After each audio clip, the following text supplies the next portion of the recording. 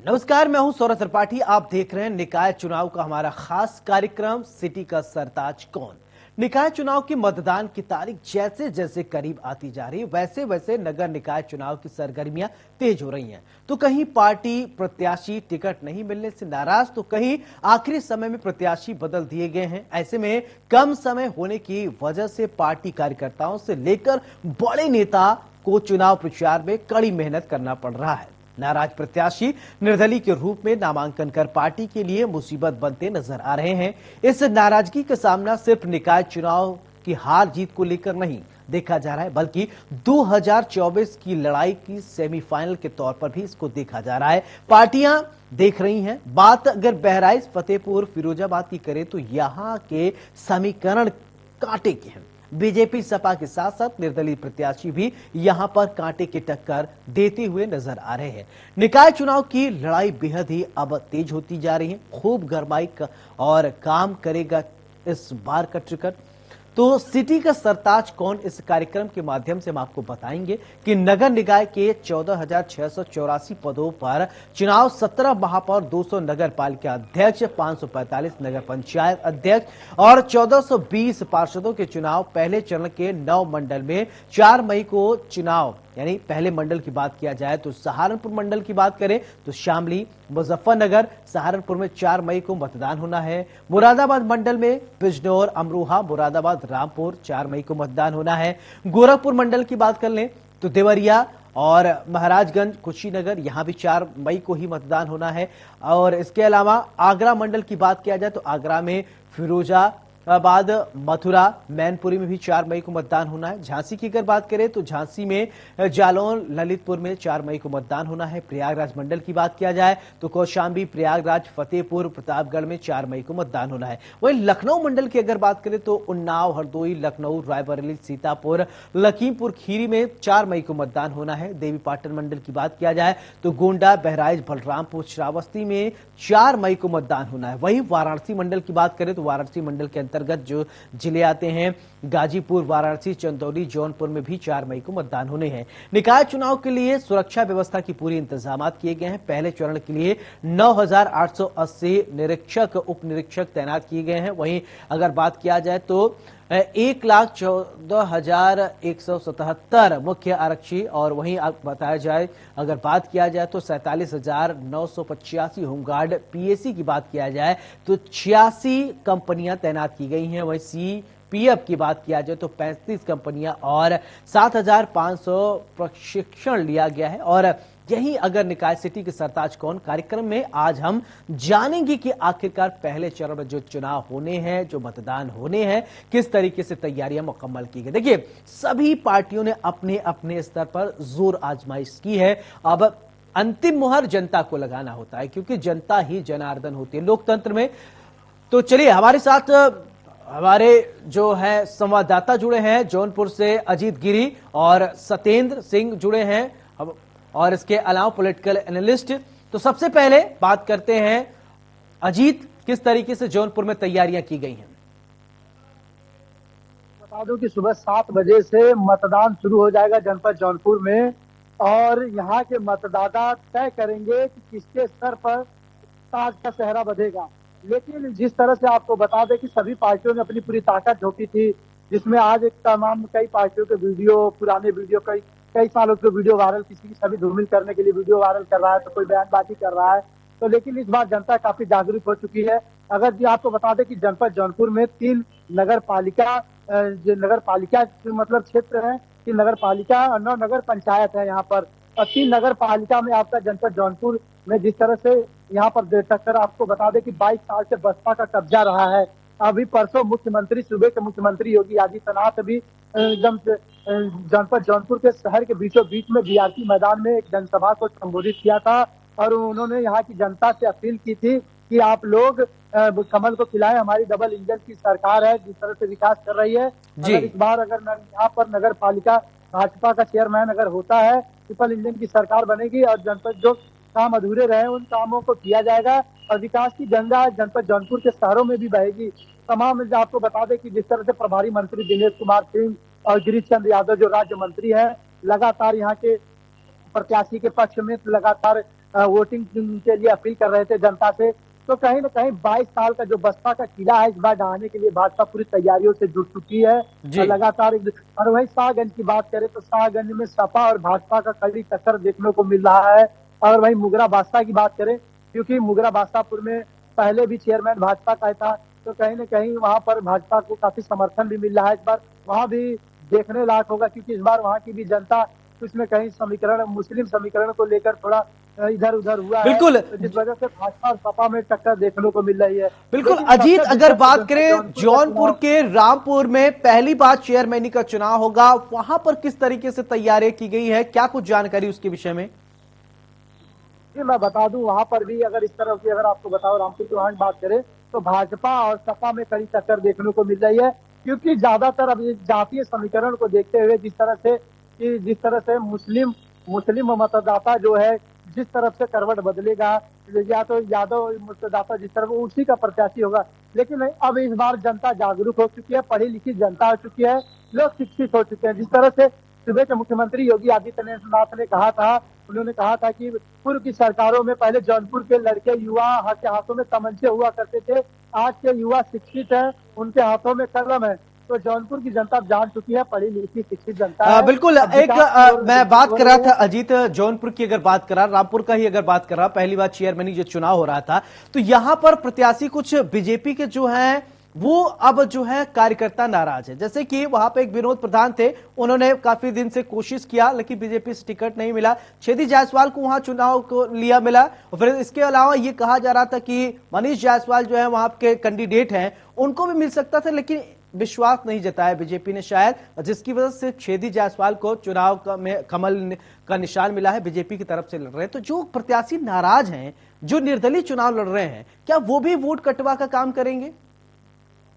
जी मैं आपको बता दूं कि वो जरूर कटने का काम करेंगे, क्योंकि वहाँ की जो भाजपा के कार्यकर्ता थे, जो वहाँ की जनता थी, जिनसे जिनसे सरकार से उम्मीद थी, मुख्यमंत्री से उम्मीद थी कि अगर इन्हें टिकट मिलता है तो भारी मतों से भाजपा की वहाँ। लेकिन इस बार भाजपा का समीकरण रामपुर में बिगड़ा हुआ, क्योंकि जिस प्रत्याशी को भाजपा का टिकट मिला है, कहीं न कहीं उससे वहाँ की जनता काफी, यहाँ तक कि भाजपा के कार्यकर्ता तक नाराज है। जिससे यहाँ पर आपको बता दें कि 16 लोग कार्यकर्ताओं पर कार्रवाई भी की गई थी। वहाँ मछली शहर के जिला अध्यक्ष में रामविलास पाल ने कार्रवाई भी की थी। तो लेकिन इस तरह की अगर अंदर खाने की बात आपको बताएं, तमाम भाजपा कार्यकर्ता वहाँ के कैंडिडेट से नाराज है, जो प्रत्याशी भाजपा का है। तो कहीं ना कहीं इसका खामियाजा भाजपा को भुगतना भी पड़ सकता है रामपुर में, क्योंकि रामपुर की जो सीट है लगातार, क्योंकि वहाँ पर जो चाहे बनिया समाज हो, जसवाल या ब्राह्मण समाज, जो भाजपा को लोग पसंद करते हैं, लाइक करते हैं। लेकिन इस बार जो कैंडिडेट खड़ा किया है, क्योंकि वहां पर मेन कैंडिडेट है, क्योंकि जो विकास करेगा वो कैंडिडेट करेगा, क्योंकि जी। वहां पर कैंडिडेट, क्योंकि तो विकास के कार्य होंगे रामपुर में, जो आज तक विकास नए हुए हैं, जो कार्य रुके हुए थे। लेकिन इस बार जिस कैंडिडेट को दिया है तो उन पर कई आरोप लगे हैं, इस वजह से कार्यकर्ता ना। बिल्कुल अजीत, ठीक है, मैं आपके पास आऊंगा। भुगतना पड़ सकता है जी। ठीक है सत्येंद्र, आपसे समझना चाहूंगे कि आपके यहाँ क्या कुछ स्थिति है?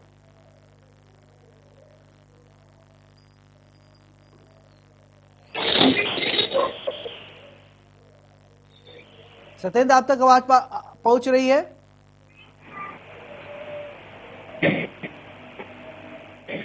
ठीक है, आप तक आवाज नहीं आ पा रहे। अजीत, मैं आपके पास ही आ रहा हूं कि अभी आप बात कर रहे थे भाजपा प्रत्याशी से कुछ लोग नाराज है। शाहगंज की बात किया जाए और कहां कहां अगर सुरक्षा की व्यवस्था की बात किया जाए, क्या कुछ सुरक्षा की व्यवस्था किए गए हैं? जी आपको बता दो कि शाहगंज में भी अगर जिस तरह की बात करें कि शाहगंज में भी पूर्व में भाजपा की सरकार रही है, गीता जायसवाल रही है, लेकिन उनके ऊपर भी काफी जमीन कब्जा या भूमाफिया की इस तरह के उनके खिलाफ भी तमाम मुकदमे दर्ज है, जिसमें शायद कुछ में FIR भी लगा है। वहाँ की जनता जो है, इस बार वहाँ की जनता में भी काफी वहाँ से नाराज नजर आ रही है, क्योंकि जो भाजपा के कार्यकर्ता है उन्हीं का आरोप है कि उन्हीं की जमीन पर कब्जा किया गया है। तो वहाँ पर भी इस बार जो वहाँ के जायसवाल और बनिया समाज है, वहाँ आपको बता दें कि क्योंकि 40 से 50% मुस्लिम वोट है, मुस्लिम मतदाता जिधर करवट लेगा उसी का पलड़ा भारी होगा।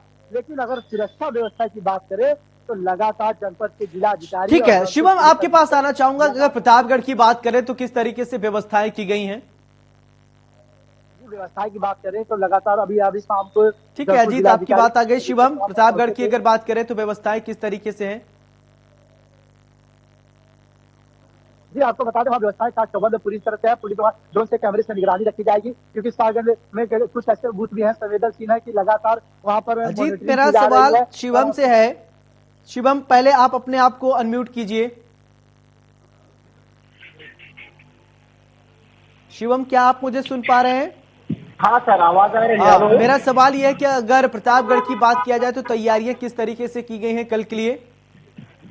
चुनाव की तैयारियां पूरी हो चुकी है। कल चुनाव होना है। हालांकि आपको बता दें कि प्रतापगढ़ में टोटल 18 सीटें हैं। 18 सीटों पर चुनाव होना है, तो जब से 10 सीटें बनी हुई है। हालांकि आपको बता दें, कुंडा का चुनाव बहुत दिलचस्प होगा। कुंडा में पहले सपा से जो है सुमा देवी चुनाव लड़ रही है, वही जनसत्ता पार्टी के चुनाव लड़ रही है। लगातार ताजा भैया तोड़ तोड़ चुनाव प्रचार कर रहे हैं। चुनाव समाप्त होने के बाद भी हालांकि चुनाव बहुत दिलचस्प देखने को मिलेगा, और चप्पे चप्पे पर शासन और चुनाव को लेकर पूरी तरीके से शासन तैयारी कर रही थी।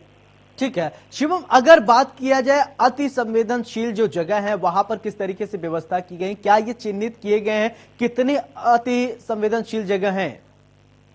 हालांकि आपको बता दें, जैसे पट्टी, कुंडा कुंडा बाबागंज, तमाम ऐसे जगह है जो संवेदनशील है। वहाँ पे व्यापक फोर्स की व्यवस्था की गई है। मिलिट्री फोर्स की व्यवस्था की गई है, और तो लोकल पुलिस भी रहेगी। हालांकि पीएसपी बल भी तैनात रहेगा। पूरे तरीके से चप्पे चप्पे पर पुलिस व्यवस्था, पुलिस और प्रशासनिक व्यवस्था एकदम दुरुस्त रहेगा। जी अजीत, आपसे बात कर रहे हैं तो जौनपुर में अगर अति संवेदनशील जगहों की अगर बात किया जाए तो कितने जगहों को चिन्हित किया गया है, वहां पर किस तरीके से व्यवस्थाएं की गई हैं?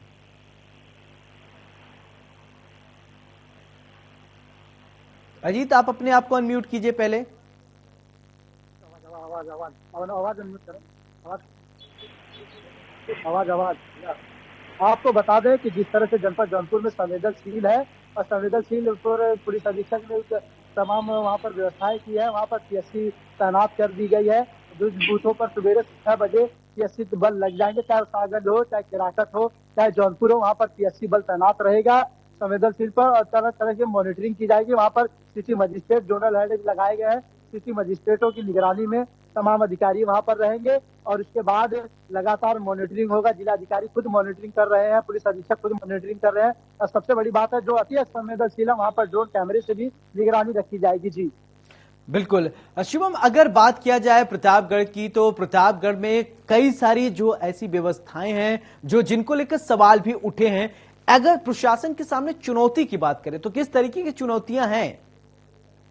शासन के सामने बड़ी चुनौती होगी, जैसे कि कुंडा कुंडा बाबागंज, उसके बाद पट्टी। यहाँ पे प्रशासन को एक बड़ी चुनौती का सामना करना पड़ेगा। हालांकि लगातार सपा से सीमा देवी वहाँ पर रही है। इस बार जनसत्ता दल भी अपना वर्चस्व कायम करने के लिए लगातार वहाँ जोर जोर जो है चुनाव प्रचार कर रहे हैं। चुनाव समाप्त होने के बाद भी, और जिस तरीके से विशाल रैली कल राजा विजय का हुआ था, तो देखने लायक ही था। और कहीं न कहीं आप बता दें कि इस बार कुंडा में दिलचस्प मुकाबला होगा, और कानून व्यवस्था भी पूरी तरीके से चुस्त और दुरुस्त रहेगा। ठीक है अजीत, मेरा सवाल आपसे कि जौनपुर में कई सारे ऐसे लोग हैं जिनके टिकट कटे हैं। मैं अभी इससे थोड़ी देर पहले बात कर रहा था। अब वो तो वोट कटवा का काम करेंगे ही, लेकिन अगर इससे पहले बूथ मैनेजमेंट की अगर बात किया जाए तो किस तरीके से बूथ मैनेजमेंट किया गया है ताकि किसी को किसी प्रकार की दिक्कत ना हो मतदान करते समय? जी मैं आपको बता दूं कि जिलाधिकारी ने जिस तरह से अपील की थी कि पहले मतदान करे फिर जलपान करे, और वहाँ पर कोरोना काल को देखते हुए है, वहाँ पर चिकित्सक डॉक्टर भी रहेंगे। वहाँ पर जो क्षेत्रीय डॉक्टर रहते हैं, वहाँ पर गाइडलाइंस बनी हुई है, उनके दूरी रहेंगे। और आपको बता दें कि पानी पीने की व्यवस्था रहेगी, शौचालय साफ सुथरे एकदम सफाई की व्यवस्था रहेगी, पानी की व्यवस्था रहेगी मतदाताओं के लिए, और शौचालय की भी व्यवस्था रहेगी, जो रेडीमेड शौचालय है, कि किसी भी मतदाता को किसी भी तरह की परेशानी या दिक्कत ना हो। और बगल में जो कंट्रोल रूम, महिलाओं के लिए कंट्रोल रूम बने, कोई भी तरह की अगर दिक्कत, क्योंकि हर जगह जोनल अधिकारी, सिटी मजिस्ट्रेट और पुलिस पीएससी, बाहर से पीएससी, अन्य जनपदों से पीएससी बल तैनात है। किसी भी तरह की दिक्कत नहीं होगी, क्योंकि जिला अधिकारी और जौनपुर पुलिस अधीक्षक खुद लगातार मॉनिटरिंग कर रहे हैं। और जहां पर संवेदनशील है वहां पर खुद जा रहे हैं डोर टू डोर लोगों से बातचीत कर रहे हैं। किसी भी तरह की दिक्कत या समस्या को रहते हुए टोल फ्री नंबर पे आप फोन कर सकते हैं। लेकिन इस तरह के जिला अधिकारी ने सभी क्षेत्रीय अधिकारियों को सख्त निर्देश दिया है, किसी तरह की लापरवाही नहीं बरती जानी चाहिए, या किसी तरह की अगर दिक्कत कोई परेशानी आती है तो तुरंत तो संपर्क कर सकता है, और जी किसी भी मतदाता को किसी भी तरह की परेशानी नहीं होनी चाहिए। जी ठीक है शिवम, अगर बात करें कि जैसा कि मतदान केंद्रों पर कभी कभी ऐसी हो जाती है कि ईवीएम मशीन खराब हो जाती है, बहुत ज्यादा शिकायत ही आती है ईवीएम मशीन खराब हो गई, तो उसके लिए भी कुछ व्यवस्थाएं की गई हैं। अगर सपोज ईवीएम खराब होता है तो क्या टेक्निकल टीम भी वहां होंगी? जी बिल्कुल, आपको बता दें टेक्निकल टीम की भी व्यवस्था की गई है। हालांकि आपको बता दें ईवीएम मशीन खराब होने के बाद तत्काल प्रभाव से कुछ ही क्षणों में ईवीएम मशीन को ठीक किया जाएगा। वहीं अगर हम बात करें कलेक्टर मोबाइल, कहीं भी आपातकालीन स्थिति में वहां पे पर्यवेक्षक और कलेक्टर मोबाइल नंबर ठीक इशू किए गए हैं। ऐसे में जहां चुनाव में कहीं भी गड़बड़ी होने पर कलेक्टर मोबाइल और प्रेक्षक को कॉल करने के लिए डीएम ने अपील किया है। वहीं पूरी तरीके से चुनाव को देखते हुए और पुलिस प्रशासन पूरी तरीके से अलर्ट। जी अजीत, जौनपुर की मैं अभी बात कर रहा हूं तो अति संवेदनशील जगह अभी कहां कहां चिन्हित किया गया है, कुछ जानकारी इसके विषय में आपको? अजीत आप तक आवाज पहुंच रही है? लगता है कि आवाज नहीं पहुंच रही है। शिवम, आपके पास ही आना चाहूंगा। अगर बात किया जाए कल की, तो आज का दिन बहुत ही खास दिन है। 3 तारीख का दिन बेहद अहम इसलिए हो जाता है कि सारी सेटिंग जो होती है एक दिन पहले से होने लगती है, और 4 तारीख की बात करें, 4 तारीख सुबह से मतदान होने हैं, तो आज का दिन बहुत ही 3 तारीख बेहद ही क्रूशियल टाइम है। क्या कोई ऐसी रेगुलेटरी बॉडी जो निगाह रखे कि कोई सेटिंग न कर पाए?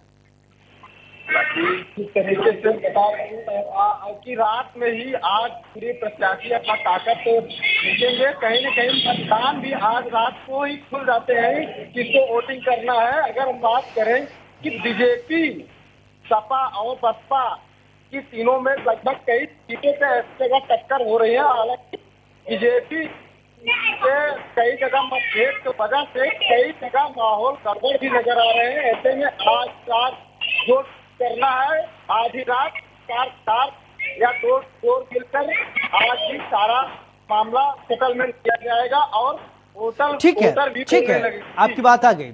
अजीत, मेरा सेम सवाल यही आपसे भी कि आज 3 तारीख, 4 तारीख को मतदान होने, सुबह से ही मतदान शुरू हो जाएंगे, जो एक दिन पहले मतदान की रात हो या दिन हो, बड़ा क्रूशियल टाइम होता है। तो कोई ऐसी रेगुलेटरी बॉडी रखी हो या ऐसे लोग जो निगाह रखें कि कोई अवांछित काम न करे, तमाम तरीके की जो सेटिंग्स होती हैं उस पर रोक लगाने के लिए, ब्रेक लगाने के लिए, कहते हैं ना वोट के बदले नोट के बदले वोट, ऐसी जो चीजें होती है उस पर नकेल कसने के लिए व्यवस्थाएं की गई है जौनपुर में? जी, मैं आपको बता दूं, कहते हैं ना कि यही रात अंतिम और यही रात आखिरी है। इसी का लोग जिस तरह से इंतजार कर रहे हैं क्योंकि सवेरे मतदान के लिए, लेकिन जैसे आपने कहा नोट के बदले वोट, लेकिन जिला अधिकारी और जौनपुर पुलिस अधीक्षक जिस तरह से इनकी खुफिया एजेंसी, जिस तरह से एलआईयू इंटेलिजेंस के लोग चप्पे चप्पे गलियों में है, मतलब सिविल ड्रेस में है, कैसे कैसे कपड़ों में है, हर नेताओं के बीच में अगर इस तरह की कोई हरकत करता है तो उसके ऊपर कड़ी से कड़ी कार्रवाई की जाएगी, उसके खिलाफ मुकदमे दर्ज होंगे। और यहाँ तक के अगर इस तरह की, बिल्कुल अभी आपको बता अजीत, एक खबर ये भी आती है, बहुत बार ये शिकायत मिलती है निकाय चुनाव या स्थानीय चुनाव में, बहुत सारे ऐसे कैंडिडेट्स होते हैं, बहुत सारे ऐसे मतदाता हैं, वो पोलिंग स्टेशन, पोलिंग बूथ पर पहुंचते हैं तो उनको पता चलता है कि उनका वोट पड़ चुका है, यानी फर्जी वोटिंग्स भी हो जाती है कभी कभी। तो ऐसे लोगों पर नकेल कसने के लिए व्यवस्थाएं की गई हैं? जी, मैं आपको बता दूं कि इस तरह वहाँ पर जो सिटी में जोनल अधिकारी बैठे होंगे, जो जोनल अधिकारी होंगे, इस तरह की कोई भी, क्योंकि सख्त पूरी, क्योंकि कोई भी व्यक्ति अंदर जाएगा उसकी पूरी चेकिंग होगी, स्कैनिंग होगी, स्कैनिंग पूरा चेकिंग, क्योंकि मतदाता से दूर ही, कुछ दूरी पर ही उन लोगों को एक पर्ची मिलती है, जो पर्ची उन लोगों, क्योंकि स्कैन होता है, जो बार कोड होता है आधार कार्ड का, सभी को आधार कार्ड ले जाना अनिवार्य है। एक बार स्कैनिंग हो जाएगी आधार कार्ड से तो दोबारा फर्जी वोट नहीं डाल पाएगा। जी जी अजीत, अगर कोई संवेदनशील बहुत ज्यादा जगह है, वहां पर किस तरीके से व्यवस्थाएं की गई हैं जिले में? जी, जैसे कि कुछ जगह पर जैसे किराकत हुआ जी, जैसे शाहगंज या जौनपुर या मछली शहर मुगरा, जो 9 जगह या 9 या 15 जी जहाँ अति संवेदनशील है, वहाँ पर पीएससी तैनात की गई है। अगर इस तरह की कोई भी लापरवाही या कोई भी कानून हाथ में लेने की हिमाकत करता है तो उसके ऊपर सख्त से सख्त कार्रवाई की जाएगी। लेकिन आपको बता दें कि जिस तरह से लगातार यहाँ पर पैरामिलिट्री फोर्स का लगातार पैदल गश्त देखने को मिल रहा था जनपद जौनपुर में, जौनपुर जिला अधिकारी पुलिस अधीक्षक लगातार डोर टू डोर मॉनिटरिंग कर रहे थे, तो ऐसे में लगता है कि किसी की हिमाकत नहीं होगी कि कोई भी इस तरह की कार्रवाई वो करे। क्योंकि प्रेस कॉन्फ्रेंस के दौरान भी उन्होंने कहा था, जौनपुर पुलिस अधीक्षक ने, अगर किसी ने भी कानून लेने की अपने हाथ में अगर चेष्टा की तो उसके खिलाफ सख्त से सख्त गुंडा एक्ट लेके कार्रवाई की जाएगी। जी चलिए शिवम, अगर बात किया जाए तो पोलिंग स्टेशनों की मैं अगर बात कर लूं तो मतदान केंद्रों पर बहुत सारे ऐसे लोग हैं जो पहुंचने में अक्षम हो जाते हैं या वो पहुंच नहीं पाते हैं, तो उनके लिए भी, या वो दिव्यांग जन है, उनके लिए क्या व्यवस्था की गई है?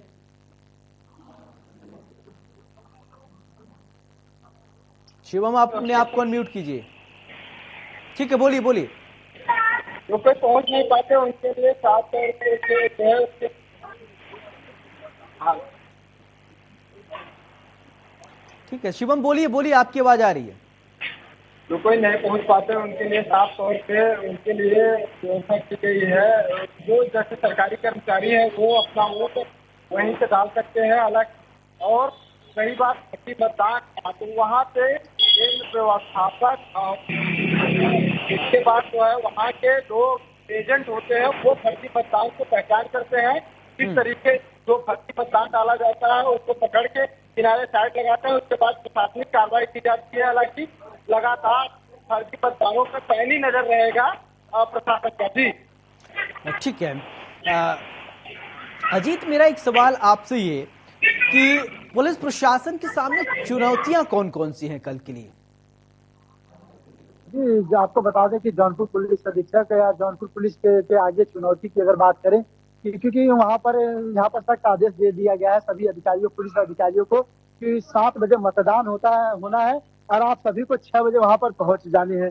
और वहाँ पर सभी मतलब जो लोकल पुलिस है और जो बाहर की फोर्स पीएससी बस है ना, तो वहाँ मतदान केंद्र पर पहुंच चुकी है। वहाँ पर साफ सफाई की पूरी व्यवस्था हो चुकी है, शौचालय की व्यवस्था हो चुकी है, खाने पीने की व्यवस्था हो चुकी है, क्योंकि सुबह होते ही सब लोग अपने ड्यूटी पर अलर्ट हो जाए। क्योंकि जो बाहर से फोर्स आई है और जो कि लोकल है वो तो समय से पहुंच जाएगी, लेकिन जो बाहर की फोर्स है ऑलरेडी मतदान केंद्र पर पहुंच चुकी है। वहां पर पूरी जायजा ले लिया है, किसी तरह की दिक्कत या किसी तरह की परेशानी ना हो, वहां पर हो चुका है। क्योंकि जब बूथ कॉलिंग से यहाँ पर। चलिए, आप दोनों को बहुत बहुत शुक्रिया तमाम जानकारी के लिए। तो आज हमने जाना सिटी के सरताज कौन इस कार्यक्रम के माध्यम से। आज हमने आपको बताया कि आखिरकार चुनाव में किस तरीके से व्यवस्थाएं की गई हैं, क्या व्यवस्थाएं हैं, कैसी व्यवस्थाएं कल करनी है।